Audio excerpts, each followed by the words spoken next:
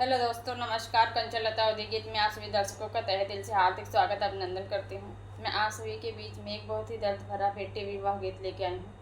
अगर मेरा वीडियो आप सबको अच्छा लगे तो प्लीज़ चैनल को सब्सक्राइब, लाइक, शेयर कीजिएगा और कमेंट करके ज़रूर बताइएगा हमारा वीडियो आप सबको कैसा लगा। अगर अच्छा लगे तो प्लीज़ आप सब अपना प्यार, दुलार, आशीर्वाद दीजिएगा। आप सभी का बहुत बहुत धन्यवाद। तो चलिए सुनाती हूँ। माई के कोखिया में दुई रे लालना मायरी, दुई रे लालना मायर, एक बहिन एक भाई रे लालना मायर, एक बहिन एक भाई रे लालना। रोई रोई बेटी हो बाबा जी से पूछ, अरे बाबा जी से पूछ, कैसन बटरी तेरी बजरे लालना मायर, कैसन बटरी तेरी बजरे लालना। बेटा के भले बाबा बाजई बाधैया, अरे बाजय बाधैया, बेटी भैले मनवा उदास रे लालना मायर, बेटी भैले मनवा उदास रे लालना। बेटा के रखा बाबा अपने महलिया, अरे अपने महलिया, अरे बेटी के भेजा दूर देश रे लालना मायर, बेटी के भेजा दूर देश रे लालना।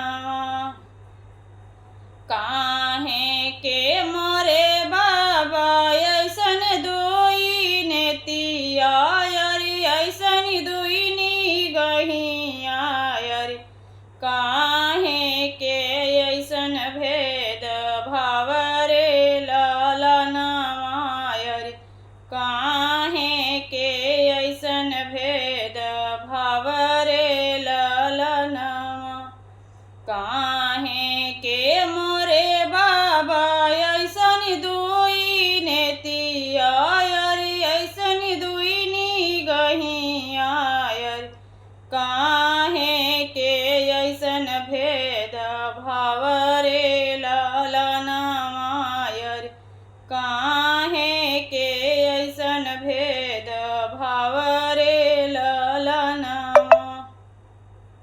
नाही बाटा मोरी बेटी कौनो दुई नेतिया, अरे कौनो दुई नेतिया, अरे नहीं बाटा कौनो भेद भाव रे लालना मायर, नहीं बाटा कौनो भेद भाव रे लालना।